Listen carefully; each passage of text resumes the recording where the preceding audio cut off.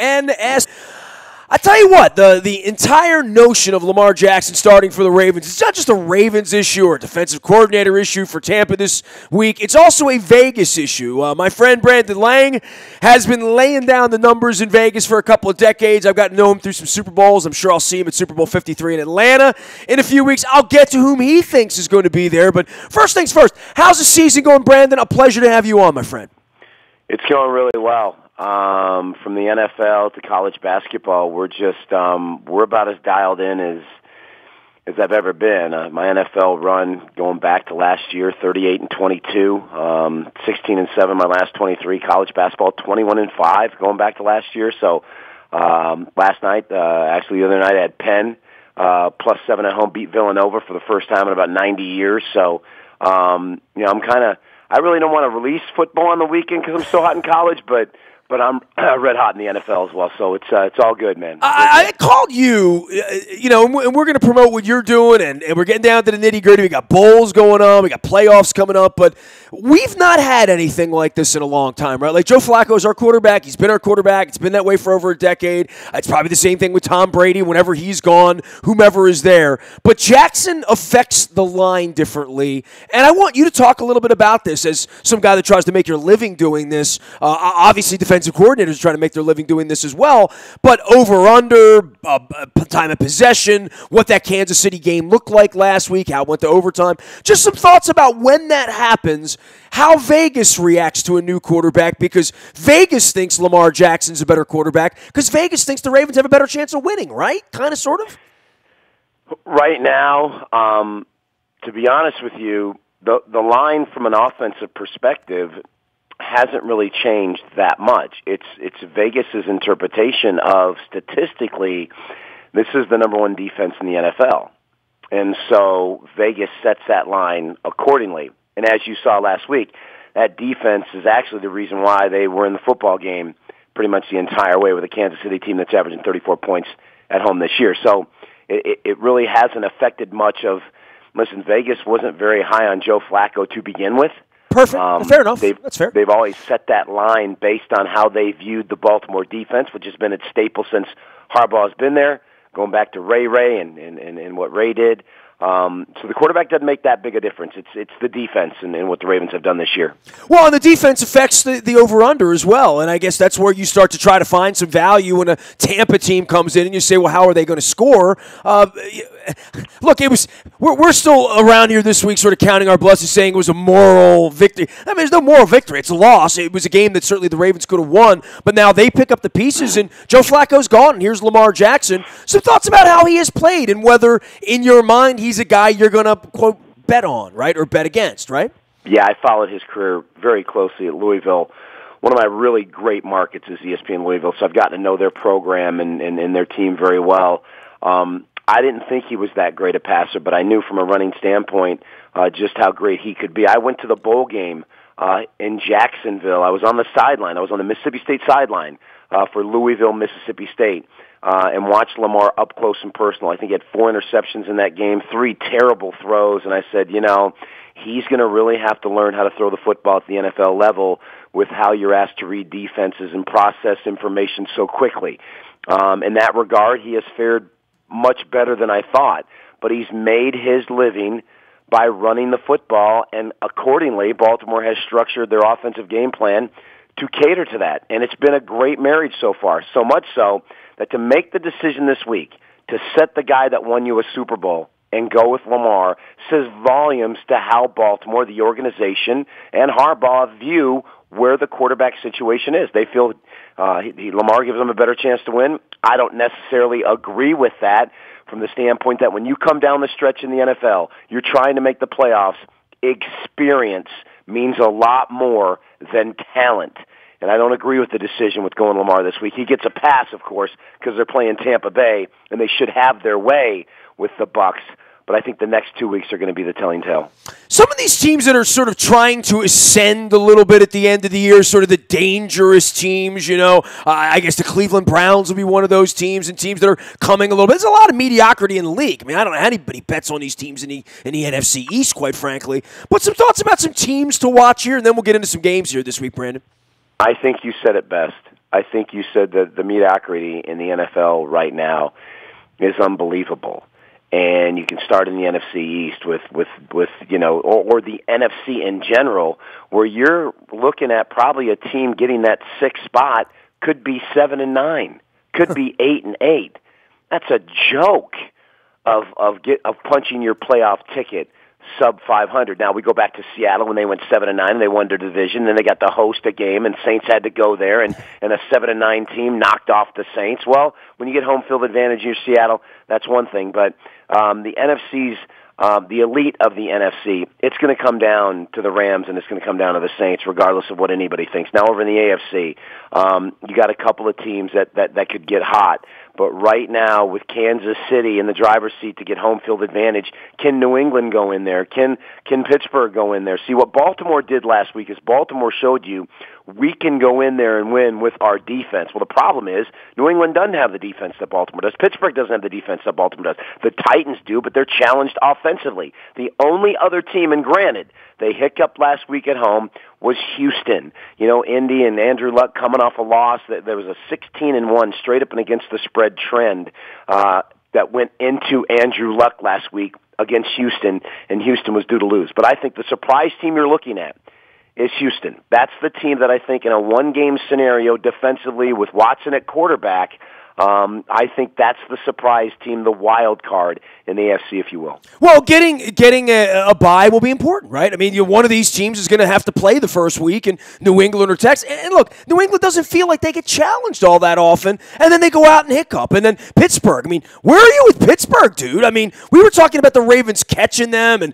they're still sitting there at this point. Pittsburgh hasn't won in a month. I'll tell you what. They don't win this game Sunday, they're not going to beat the Saints in New Orleans next week. So potentially, if Baltimore wins out, that could be your division winner. This game this week is an absolute must-win for Pittsburgh. And from what I've seen the last couple of weeks, do I trust them taking 3 at home against New England? Especially with the Patriots coming off the loss the way they do, I don't know. I'm going to stay so far away from that game and watch it from a just a fan perspective to see, because there's just too many things going on in that game. I think there's other value on the card that we can find. But if Pittsburgh loses on Sunday, and the Ravens will beat Tampa Bay, they're not going to lose to Tampa Bay. There's too many problems with Jameis Winston going after his center last week on the sideline. The way they lost that game, the block punt in the third quarter turned it around. They were dominating the Saints to that point. Ravens are going to win that game. If Pittsburgh loses, I'm going to tell you right now, if Pittsburgh does not beat New England on Sunday, I'm going to go out on a limb right now and tell you your Baltimore Ravens are going to win the AFC North. Brendan Lang is here. He is with BrendanLang.com. You can find him out on the internet. He's always doing free giveaways here. What do you got this weekend? I know you got a best bet in there somewhere, and I want to get to some bowls with you and talk about some other. By the way, I don't know how anybody bets on college basketball. I was sitting watching that Maryland-Virginia game 2 weeks ago up at Buffalo Wild Wings, and, you're at the free throw line with 2 seconds left, and you're on the number. And, I don't know that it's that it's an art as much as it's good luck or good fortune at this point. Well, listen, I will tell you, it's always good fortune, and you got to be lucky, because you can clearly be on the right side of the game and not win a game. And I'll use the reference and go back to Monday night with Seattle and Minnesota. Yes, you'll see a final score of 21-7, and you'll see Seattle -3 cover the number. And I was on Seattle. You'll see all that. And I will tell you that on 4th and goal from the 1-yard line the score at the time was 6-0, and Cousins goes back and looks right to Rudolph and throws incomplete when Thielen came free on the left for a touchdown. If he looks left, he goes to Thielen. Now you're down 7-6. The final score of that game, my friend, is 9-7, and Seattle doesn't cover. You say luck, I say absolutely. So better to be lucky and good in this business. Couple of games on Sunday. Dallas has been great. They've had a great run, but here comes their letdown. Think about the wins they've had the last couple of weeks and the emotion they have expended and extended in these wins, and now go to Indianapolis to face Andrew Luck, who shredded the Texans on the road. I like Indy at home. Buy that half point. Get them at 2.5. I think this is the game. This is the letdown that the Cowboys suffer here. This is the Colts that have won their last 4 home games by an average of 17 points. Houston Texans, you talk about where they are. The Indianapolis Colts have a quarterback, and we sort of all went to sleep on that when Andrew Luck wasn't around, right? Like, we just sort of poo-pooed them all off season, not saying if he comes back, when he comes back, might he come back. He is a number 1 overall draft pick who has always played that way and has certainly had some health issues, but I think we've all gone to sleep on the Colts a little bit. Certainly, it got Chuck Pagano fired, that respite, didn't it? I'll tell you what. You get a lot of publicity across the NFL for hires and fires. The greatest thing that ever happened to the Indianapolis Colts was Bill Belichick and Kraft pulling the carpet underneath Josh McDaniel and offering him the house to stay in New England, and that job falling in the hands of Frank Reich. Because the marriage of Reich and Andrew Luck is the best head coach-quarterback relationship in the NFL, withstanding anybody, Brady and Belichick included, and you can see it in the way that team is functioning offensively. Yeah, they went down to Jacksonville. They got shut out. Tough place to play. But I'm telling you, that's the best quarterback-head coach relationship in the NFL right now. And you're right. Listen, their defense played well last week. Don't sleep on them to make a little bit of a run here with what they got going on in Indy. He is Brandon Lang. He's got a one-day all-access pass. Tell everybody what you're doing out there, and then I'm going to get into some bowl games with you, Brand. Well, like I said, we've won 6 of the last 8 Sundays. The NFL run is second to none. 16-7 my last 23 this year. 38-22 going back to last year. You can always get the one-day free all-access pass. Get Sundays best bet, and just keep this thing roll going. It's been an unbelievable dream season in the NFL, especially the last 2 months. Anything going to happen when the NFL starts getting a piece of this action? And I know that we're moving in on that. And I know I called you the day after all the federal legislation went down. Thoughts about how the NFL is going to legislate this and whether the government's ever going to get involved in games being thrown, calls being made, because the NFL is going to get their vig. So is the NBA and everybody else. We're moving into that European model, and it's probably moving faster than most people realize, right? Here's the problem, and I've done numerous shows on this.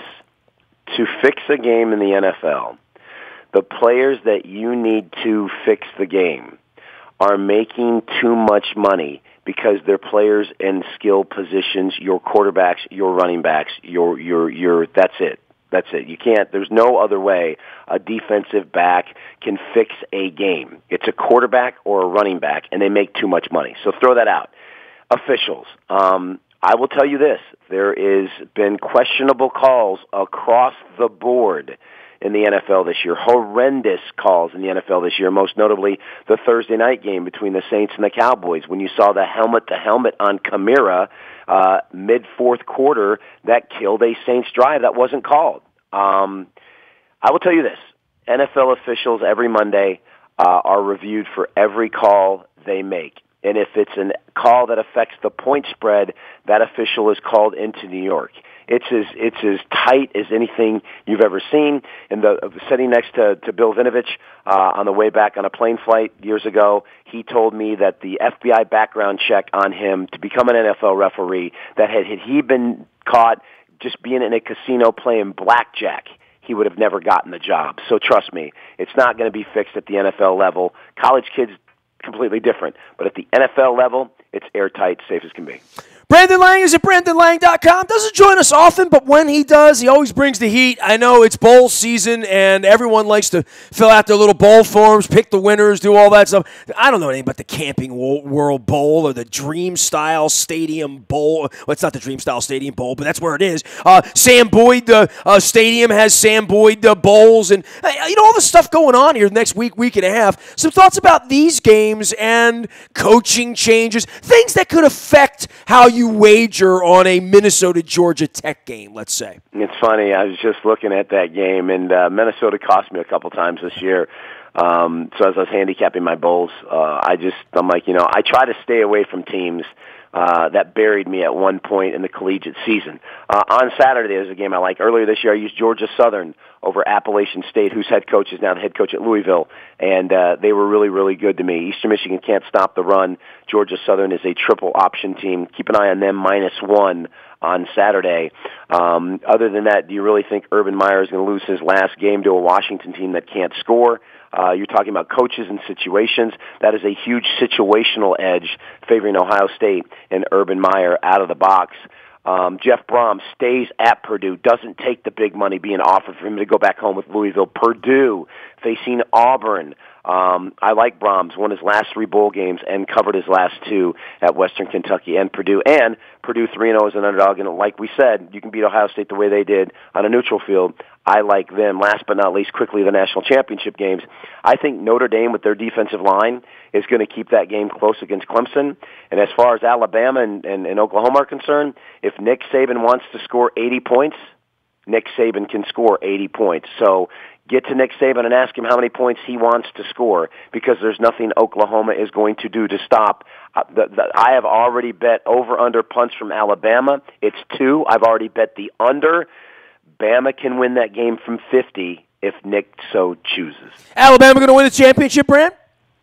If Alabama faces Clemson, Clemson will beat them because Dabo has Nick's number. If they can get by Notre Dame, don't sleep on Notre Dame, giving that game a game. But at the end of the day, I think Clemson wins but fails to cover. I think Bama names it over Oklahoma, and I'll take Clemson plus the points and look for Dabo to beat Nick once again. My brother, always good to check in with you. He is Brandon Lang. He's out on the West Coast. Sometimes he's on the East Coast. He's right here, right now. Great to check in with you, talk a little Ravens football as well as some lines. We'll see you soon, Brand. Have a great holiday. Got it. Thanks, brother. Brandon Lang joining us here. You can find us anywhere the internet travels at in the buyatoyota.com audio vault 24 hours a day from anywhere in the world on your mobile device by downloading the TuneIn Radio app. We do come in crystal clear from anywhere in the world. I am Nestor. We are WNST.net, AM 1570 and WNST, Towson, Baltimore. And we never stop talking Baltimore sports.